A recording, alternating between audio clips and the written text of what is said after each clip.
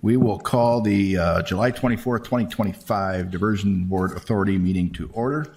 And the first order of business then is to call the roll of the members. Mayor Carlson. Mayor Dardis. Here. Mayor Mahoney. Here. Mr. Breitling. Mr. Hendrickson. Mr. Pepcorn. Here. Mr. Ebinger. Here. Ms. Kolpak. Here. Mr. Campbell. Here. Mr. Capitan. Here. Mr. Grimberg. Here. Mr. Steen. Here. Ms. Morgan. Here. Quorum is present. Mr. Hendrickson, are you with us? Here, yes. Thank you. So noted. Next, I'd entertain a motion on approval of the minutes from June 26, 2025. So moved. Second. Moved and seconded. Discussion. Hearing none. All those in favor signify by saying aye. Aye. Motion carries. Next, I would entertain a motion to approve the minutes from July 2nd special meeting. So moved. Second. Discussion.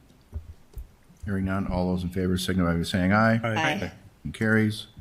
Next, I would entertain a motion on the order of the agenda with one change on the consent, modifying EV sale as recommended by the Land Committee, if that's correct. Got the thumbs up from the back of the room. Any other discussion? So moved. Second. Or second? All those in favor signify by saying aye. Aye. Aye. Motion carries. Next would be item 5, approve the consent agenda. Move to approve. Or second? Second. Discussion? Hearing none, we'll have Dawn take the roll. Mayor Dardis. Yes. Mayor Mahoney. Aye. Mr. Hendrickson. Yes. Mr. Pepcorn. Aye. Mr. Ebinger. Aye. Ms. Kolpak. Aye. Mr. Campbell. Yes. Mr. Capitan. Yes. Mr. Grimberg. Aye. Mr. Steen. Yes. And Ms. Morgan. Yes. That is everyone. Carries. Thank you. Regular agenda, item 6, Executive Director update, Metro Flood Diversion Authority mid-year review. Jason Benson. All right. Thank you, Mr. Chair and board members. These are the topics I'll be covering here. Next. So first, quick snapshot, and I know every month we go over the construction status, but we continue to make significant progress on both the federal work, the P3 work, and our in-town as we edge closer to 70% of the project being complete. Next. When I first started on February 1st of this year, I had some clear directives when it came to onboarding and leadership. And so it's been, those first couple months, I had some clear driven tasks, alignment of policies and governance as we are working towards moving to get the governance policy approved later this fall. We'll be talking about that in September. And coordination with Cass County Human Resources. I've started that and been in regular communications whether it's onboarding new staff and then getting the approval for our annual COLA to match with Cass County's COLA increase. Co-executive director engagements. I've got a weekly meeting with Mike Rendlinger and Robert Wilson. And so every week we touch base, cover a wide range of issues to make sure that they're up to speed on things that are going on within the diversion project, where we see different challenges, and again, make sure that they're aware of kind of behind the scenes things that are happening. And then outreach and communication to board members. Again, I want to emphasize that for all of you, if there's ever a meeting that you need, a phone call, I'm always, a phone call or a quick drive away from meeting up with you. I made a number of calls over the last 6 months on a variety of issues to keep you up to speed on those things. And again, if you feel like you need more contact with me, I'm very much open to that. So next. Over the last 6 months, we've worked through some of the challenges with our P3 contractor, RVA and ASN. The settlement agreement that was completed earlier this month with the statement of principles, again, released all those claims, $400 million worth of claims. It's getting released on all of the non-compliance points.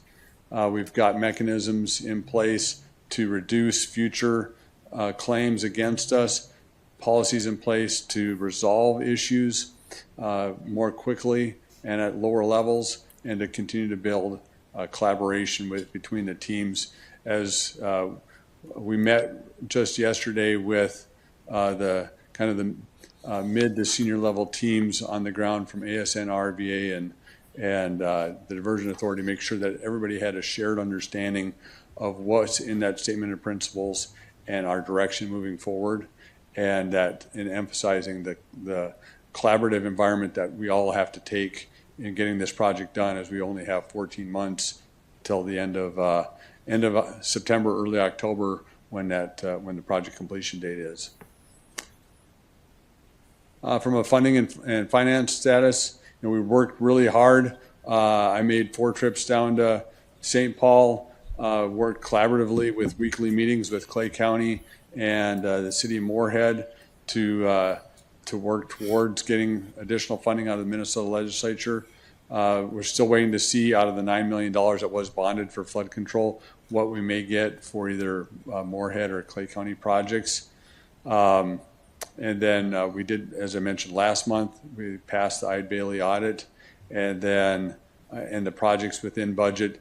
We're still looking into the future at other finance options, whether it's next year's session for the Minnesota legislature and how we can approach that and continue to press for those Minnesota funds for the Moorhead lift stations, the ring levees around Georgetown, Wolverton, and other work that's out there, along with other financing options. Next, on the USACE, the Corps of Engineers collaboration and 408 permitting. I know we're going to do some introductions in a little bit with our new Corps District Commander, Colonel Chase. Great to have him here today. And but that's been another goal of mine, is to continue to improve communications between the Diversion Authority and staff with the Corps of Engineers in St. Paul.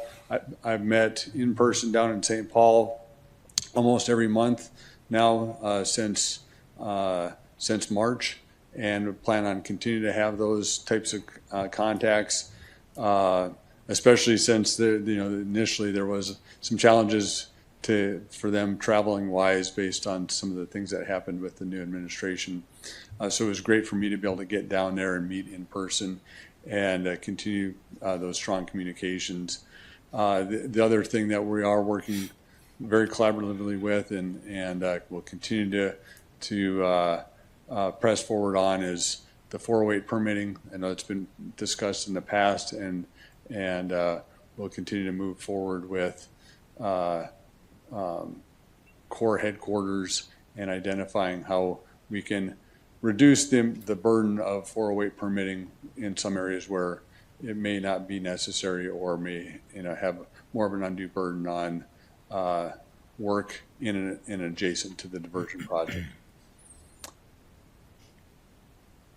We're also doing a lot of detailed meetings on O&M transition plan and project commissioning.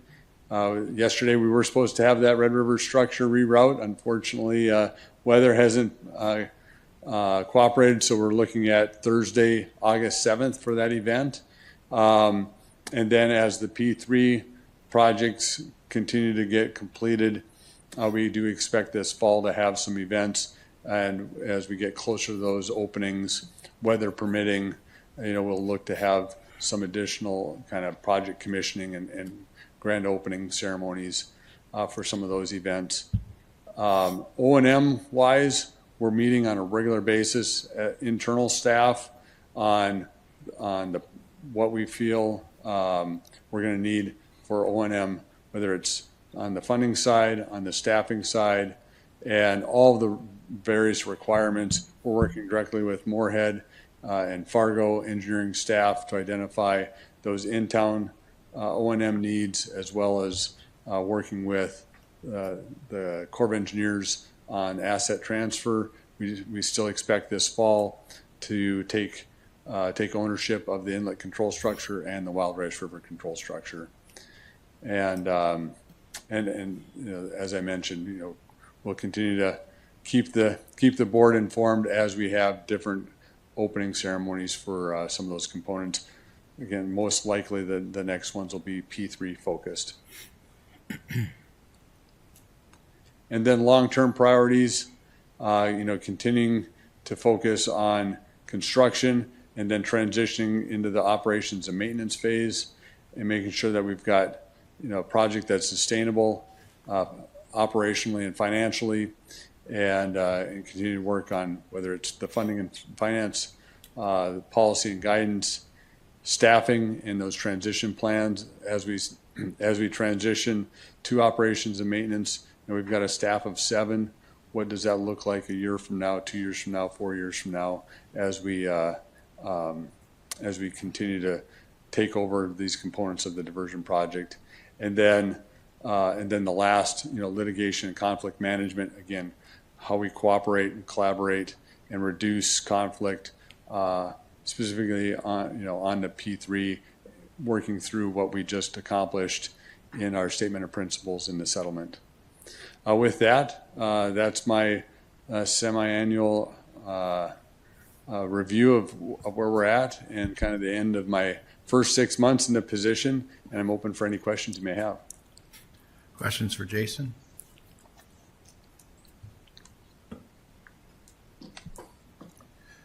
Lisa?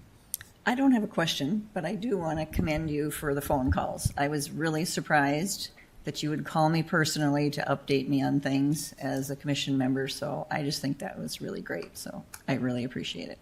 I do have a question, actually. So when the diversion is completed, will it continue to have the board authority as the governing body? And that's like an ongoing thing for how long, or is it forever? I'm just unaware of what that plan is. Maybe Jason can answer Mr. that question, but for sure, for your 6th term on the city council, you'll still be on the diversion. Yes, I actually, you know, I've had a lot of people ask me the same question about my position. And, you know, the board, as long as we have a diversion project that needs to be operated and maintained, we will have a board of the Diversion Board of Authority, and we'll have staff to maintain it. Again, you know, it's managing the funding, the maintenance, and all of that. But then most importantly is those times, and hopefully they're far and few and in between, that we actually have to operate the project, that we've got a board and a staff that's ready to do what's right, follow the water control manual, follow the policies and procedures to make sure we operate it in accordance to how it's been designed, and that we protect the community. Thank you.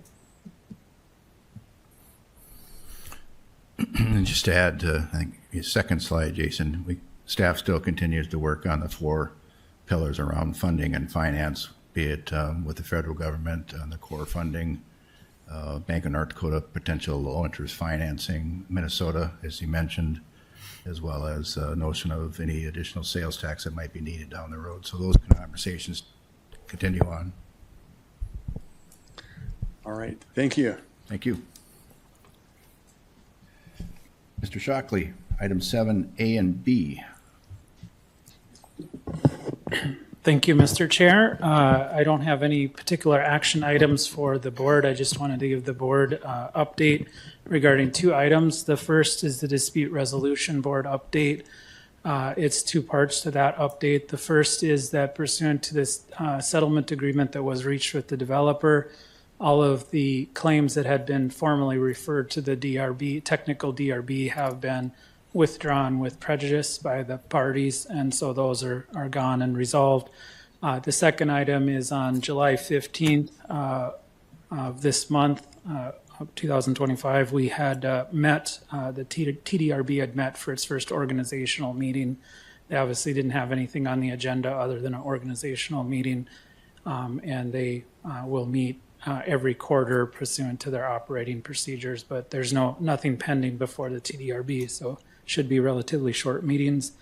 The second item I have for the board is a settlement agreement update. The first payment that was due under the settlement agreement has been made to the developer, and the parties are in the process of implementing the settlement agreement.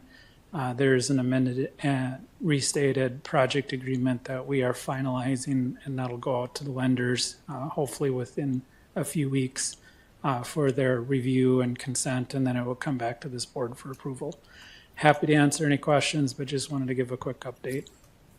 Questions for John? Thank you.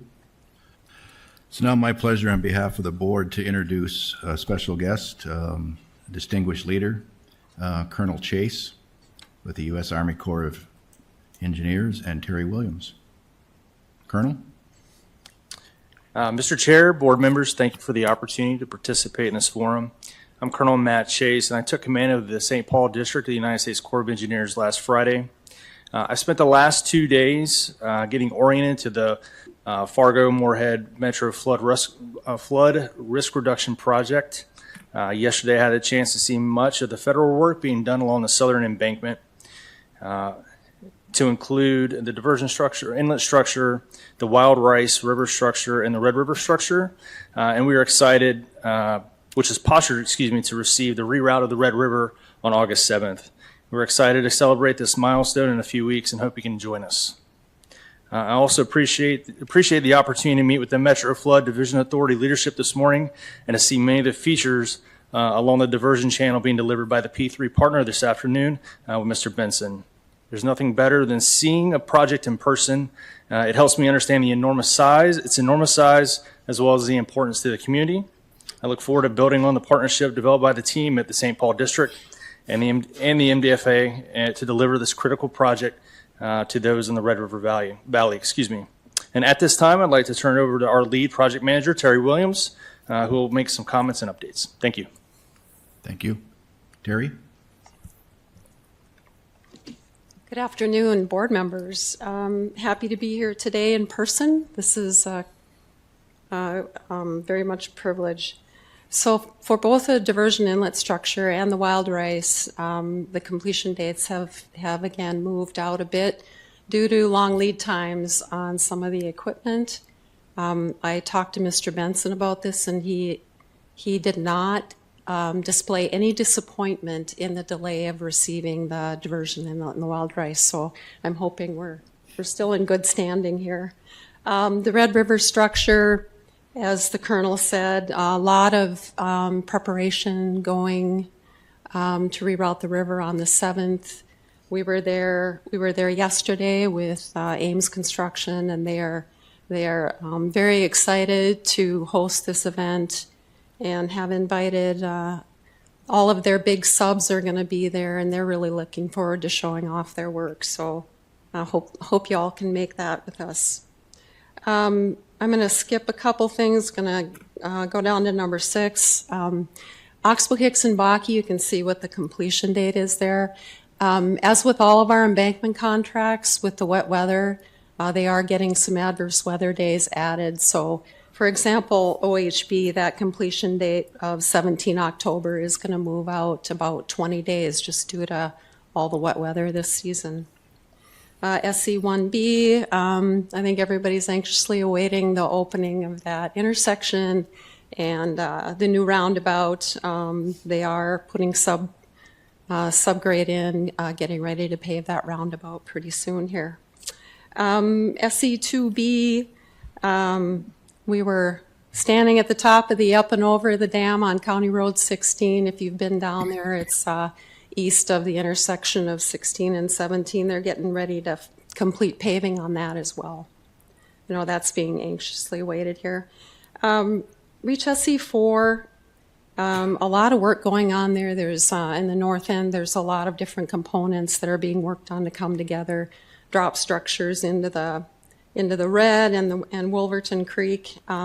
So once they get past those, they expect to be making some really good progress on building the embankment in Minnesota there.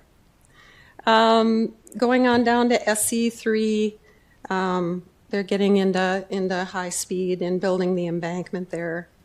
SE5, the big thing to complete this year is the crossing of Wolverton Creek.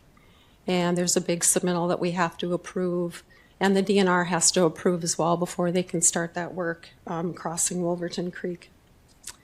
We have 2 remaining contracts. The Corps does right now. We have a 3rd forest mitigation contract. We hope to award that in '26. And that will be our last of the 3 of the forest mitigation contracts. And then we have what we call the Cheyenne River Mitigation Project, which is a mitigation that will alter some of the flood risk management features of the West Fargo diversion. And we can only complete that work after the diversion is done, so we don't impact any of the communities that are currently benefiting from the Cheyenne diversion. So with that, that ends my update. Any questions? Terry, I'm just curious what clearing and grubbing is. What is grubbing? Grubbing is, well, clearing is taking the tree down, and grubbing is getting all the roots out of the ground. Thank you. Now you know. Now you Other know. questions? Thank you, Terry. Thank Thank you, you. Colonel. When we adjourn our meeting, we will have a meet and greet for staff and your staff, as well as authority members here after our meeting. So look forward to that. Item 9, communication update.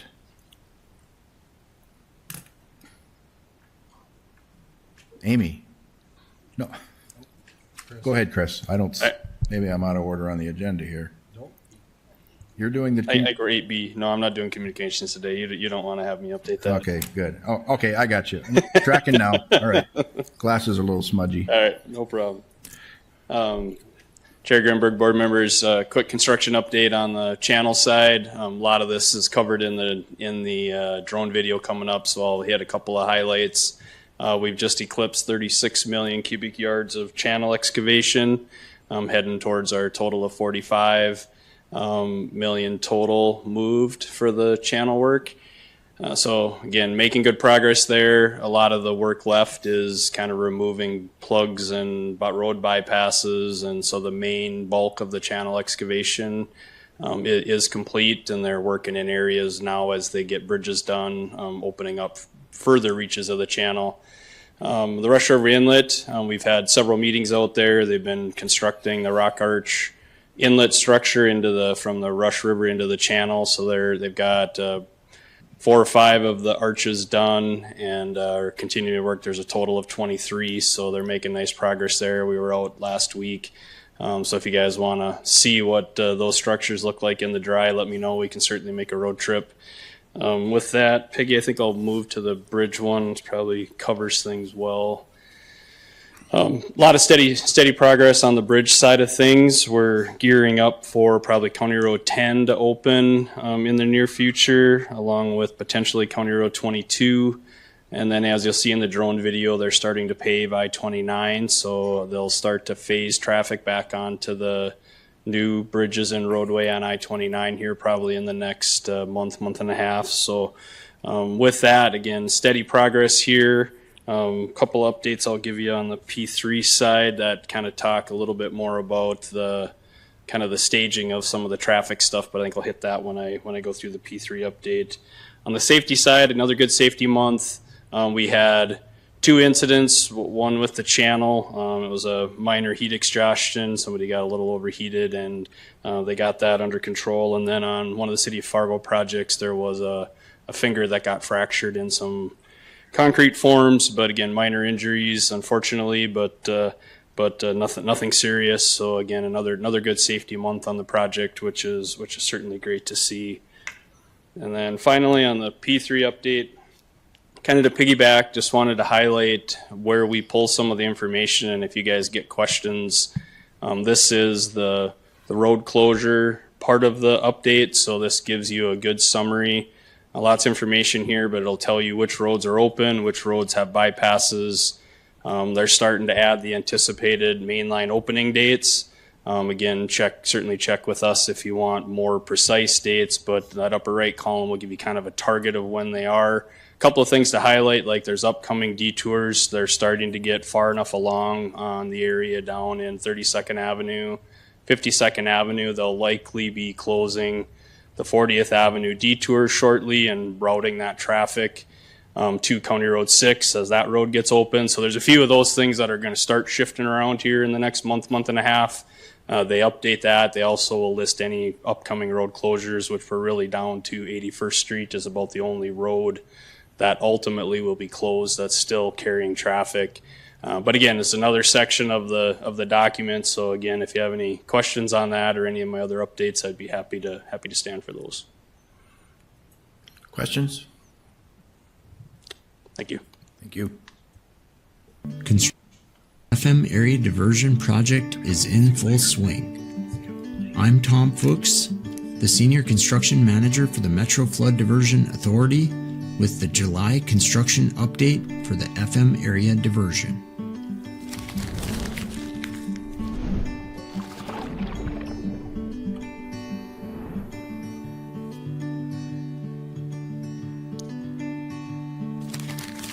We're on the Minnesota side of the project, starting this month's tour just south of the FM Metro and east of the Red River, where work continues on Reach SE4 of the Southern Embankment. PWS Inc., the U.S. Army Corps of Engineers contractor, is excavating and placing bedding and riprap to form vertical drop structures at the project's downstream end, both where the drainage ditch meets Wolverton Creek and the borrow ditch meets the Red River. The completed drop structures establish functional drainage outlets for the project, promoting drainage from the upstream work areas where excavation and embankment work continue. Approximately 1.5 million cubic yards of clay will be excavated and placed across the nearly 6-mile reach. For perspective, that's enough to fill the North Dakota State Capitol building nearly 19 times.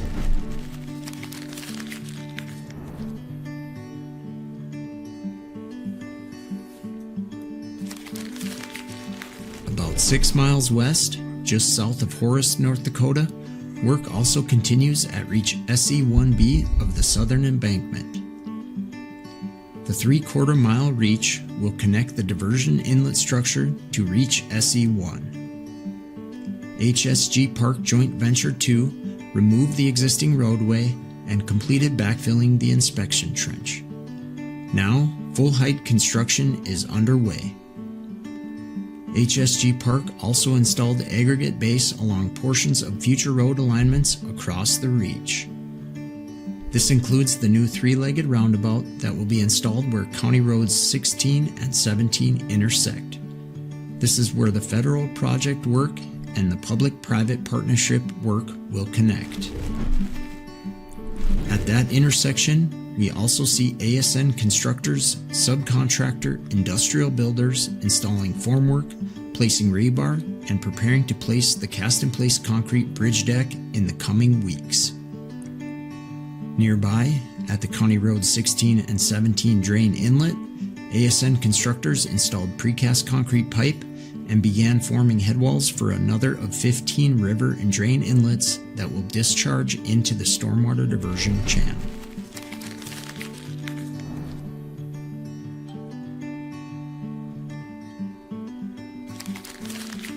Work also continued on the many crossings over the stormwater diversion channel.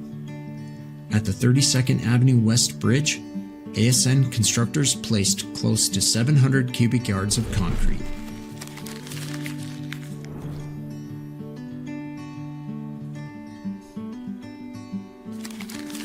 Farther north, at the Maple River Aqueduct, we can see both bridge decks are now in place where the diversion channel's maintenance roads span the aqueduct's flume. Crews continue forming and placing the flume and conduit structures, remaining concrete railings, and metal railings are now installed around the structure. Over at the aqueduct spillway, sheet piling installation is nearly complete.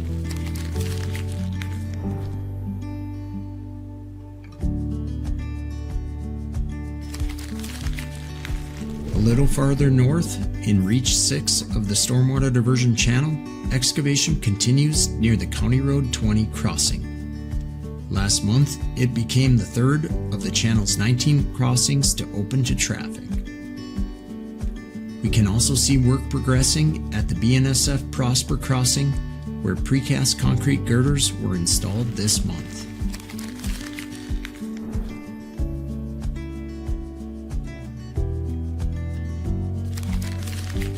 Our last stop on this month's tour is north and west of Harwood, North Dakota, where the I-29 corridor remains busy for channel construction. Interstate travelers will notice lane closures have commenced, with grading and concrete paving work underway. Crews are forming the permanent roadway approaches to both bridges, along with lane tie-ins at both ends of the work site. Also in this area, crews placed 500 cubic yards for the concrete bridge deck on the new BNSF Hillsborough crossing. Bridge deck formwork for the County Road 81 crossing also began. The I-29 corridor is expected to remain busy throughout the season as traffic shifts to the completed crossings and the bypasses are removed, making way for functional drainage connections amongst channel reaches both upstream and downstream of this area. For the latest traffic announcements as well as construction updates, go to fmdiversion.gov. Item 9, Amy? Good afternoon, Mr. Chair and members of the board.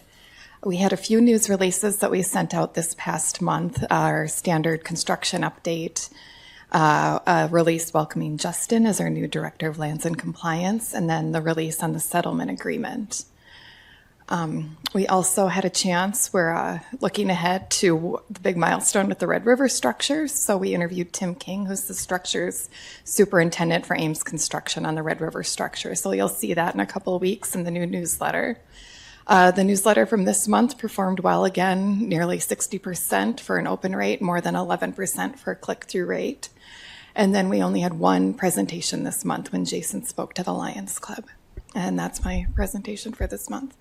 Happy to answer questions. Commissioner Kolpeck? Yeah, just a comment. I want to thank you for the pre-work and the mitigation tactics on the settlement announcement, including the editorial board meeting. And I also, to Director Borgen's point earlier, got a call from Jason sharing that the work had been done and you were ready to go. And it's just so important we get ahead of those PR issues. It could have been, a complicated story that was covered if those facts hadn't been understood, and sitting down and meeting with the media.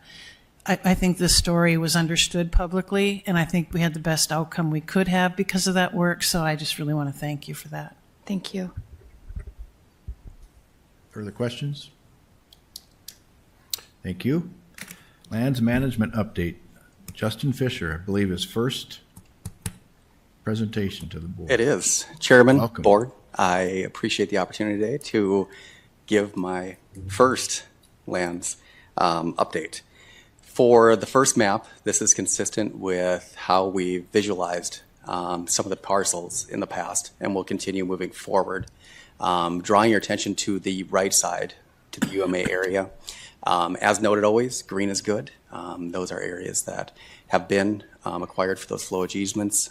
Blue areas, they do highlight areas in negotiation or areas that we haven't pursued eminent domain at this point in time. And then the orange areas, those are highlighted as being in eminent domain. Next slide, Peggy. Moving forward to the UMA footprint piece, in terms of property acquisition progress, we did see a slight uptick since last month, but nothing with the construction footprint at this time. As for property acquisition progress by location, as noted before, 100% complete Drayton Dam, the in-town levees, stormwater diversion channel, as well as OHB. Of note, the UMA area, as well as environmental monitoring, we did see a slight uptick since last month as well, so progress continues. Another perspective on this is the landowner overview. This is broken up by that construction footprint and the UMA footprint in itself. This allows us to visualize both landowner groups and the parcels as we look at what's in litigation and negotiations. As noted many times prior, this is a different perspective, but the numbers do add up to be the same with that math usually. This is the key activities and a few things that I did want to highlight. We are always going through this idea of negotiation for settlement agreements. We continue to be adamant and offering that if there is parcels in eminent domain, we'd love to negotiate and continue those processes. But we do continue in another aspect too of looking at the process of disposals of excess lands. And we've started a concerted effort of notice for the abandoned rail corridor down in Horace that we've been working on. And we also closed on Tuesday of an online auction of 6 excess land parcels. And so next month we'll be able to report on the status of those and also potential actions for lands that met reserve pricing.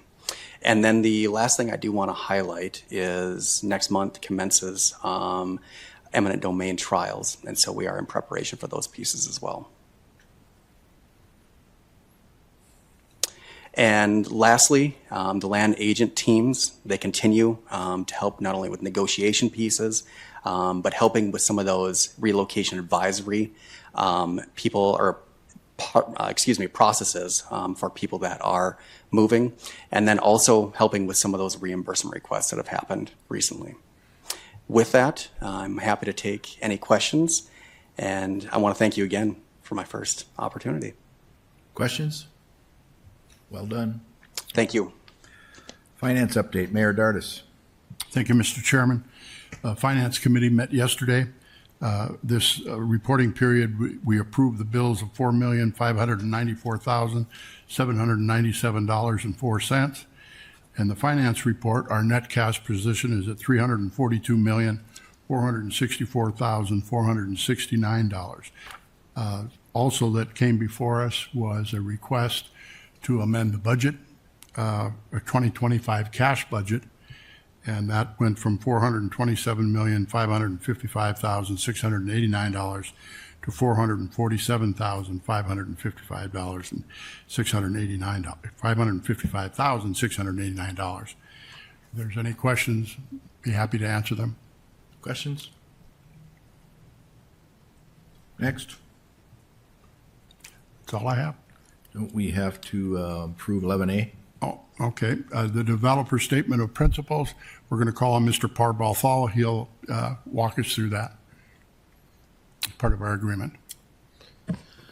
So, thank you, Board and Chair. In front of you is the budget change request that covers the settlement agreement, the statement of principles for the 2025 payments. As was stated earlier, the first $10 million has been paid to the developer per the settlement agreement. There is another $10 million payment that will probably come due before the end of the year. That's based on some ECR and points and the closing those out. And so once that work gets completed, that second payment. So this is an adjustment to the cash budget. It's to obligate $20 million from the P3 program contingency line item into the cash budget to allow for those two payments. This, as Mayor Dardis did allude to earlier or state to earlier, this does raise the 2025 cash budget from the $427 million amount to that $447 million amount that's listed on the change request. So asking for the board's approval. It was approved by the Finance Committee, as Mayor Dardis said, but we're felt that this was a significant enough change that it should come directly before the board. Questions for Paul? Yeah, move approval. Is there a second? Second. Moved and seconded. Discussion? Hearing none, we'll take the roll. Mayor Dardis. Yes. Mayor Mahoney. Aye. Mr. Hendrickson. Yes. Mr. Pepcorn. Mr. Emminger. Aye. Ms. Colpack. Aye. Mr. Campbell. Yes. Mr. Capitan. Yes. Mr. Grimberg. Aye. Mr. Steen. Yes. And Ms. Morgan. Yes. That is everyone. Finance complete then? It is. Okay. Any other business? Any public comment? Seeing none, next meeting is, I was going to say October, August 28th, 2025. And as I mentioned earlier, we'll now have a meet and greet with the colonel and his team, and we are adjourned.